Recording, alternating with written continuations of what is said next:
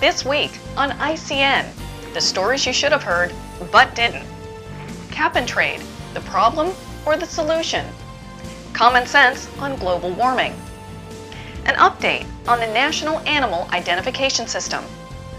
Fed Chairman Bernanke fears a Fed audit. Those stories and more next on Informed Citizen News.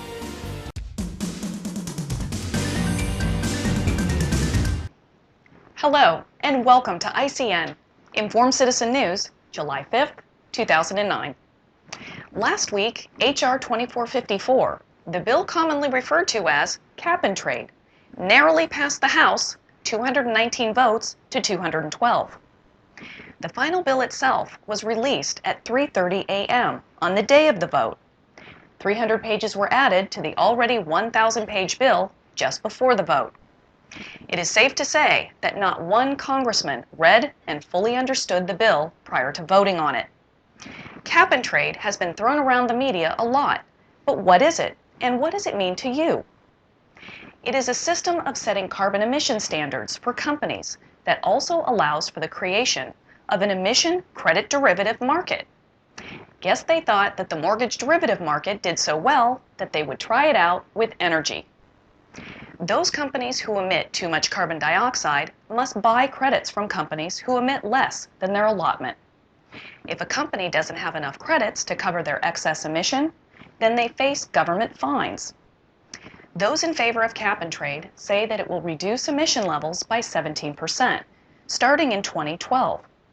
It incentivizes companies who conserve and punish those who emit carbon gases above the government threshold.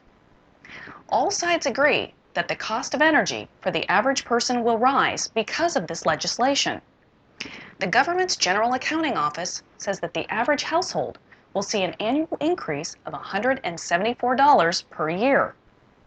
Here is what is wrong with the passage of this bill. First, the premise of the bill is that the globe is warming because of excess carbon dioxide gases created by humans, and therefore Washington must dictate emission levels.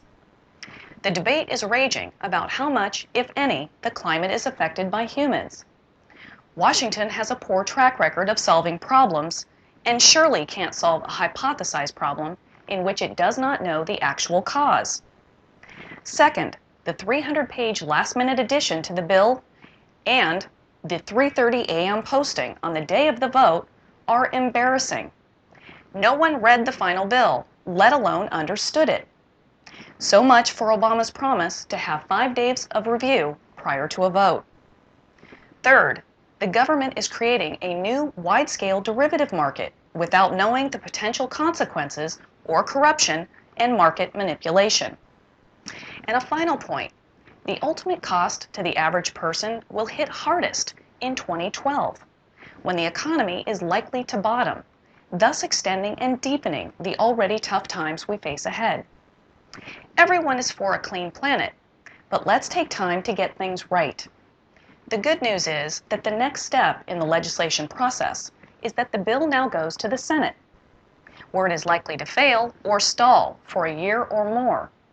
This highly charged issue will not come up for a Senate vote during 2010, because that, of course, is an election year, and nothing significant gets addressed in an election year. So is the temperature of the Earth rising due to human activity? It seems like every day there is a report that the world is melting, and then it's followed by an opposite report that most greenhouse gases are caused by impossible to regulate naturally occurring events. Which side do you believe?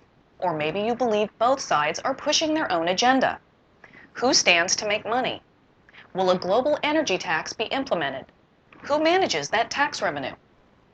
The Oregon Institute of Science and Medicine announced that over 31,000 scientists, including more than 9,000 PhDs, signed a petition that states, "There is no convincing scientific evidence that human release of carbon dioxide, methane, or other greenhouse gases is causing or will cause in the future catastrophic heating of the Earth's atmosphere and disruption of the Earth's climate."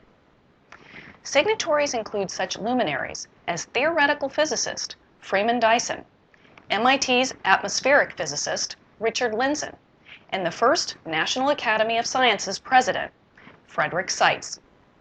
The purpose of the petition project was to demonstrate that the claim of settled science and an overwhelming consensus in favor of the hypothesis of human-caused global warming and consequent climatological damage is wrong.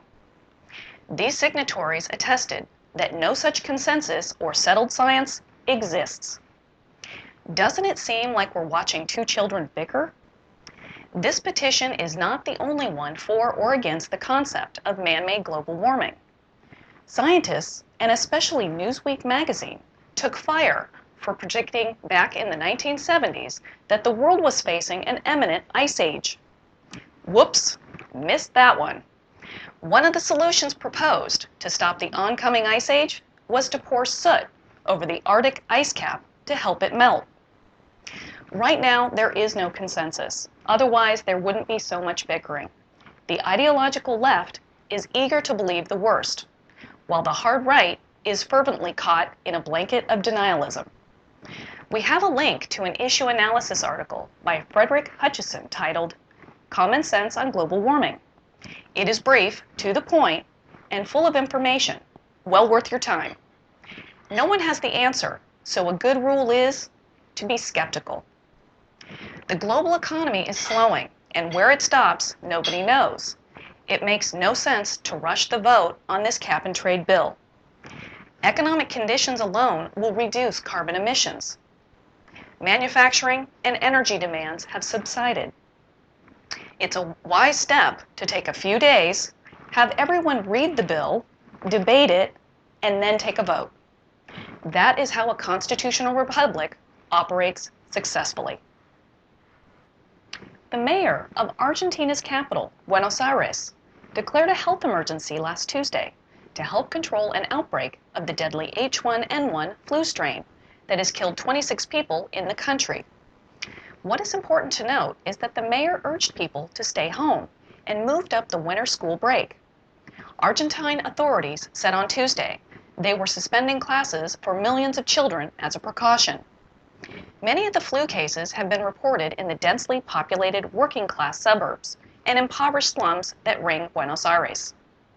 Argentina's health minister resigned amid the outbreak, with some Argentine media reporting opposition within the national government to follow her measures to combat the outbreak.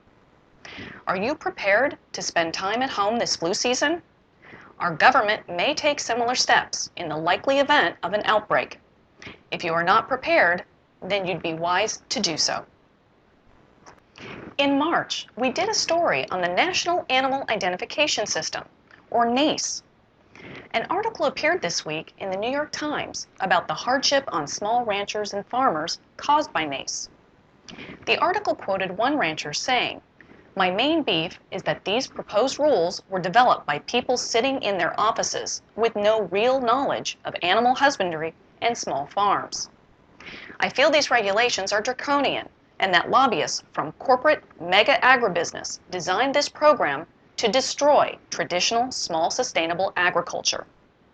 Another farmer, Paul Hamby, said that this is very much an economic and class warfare issue.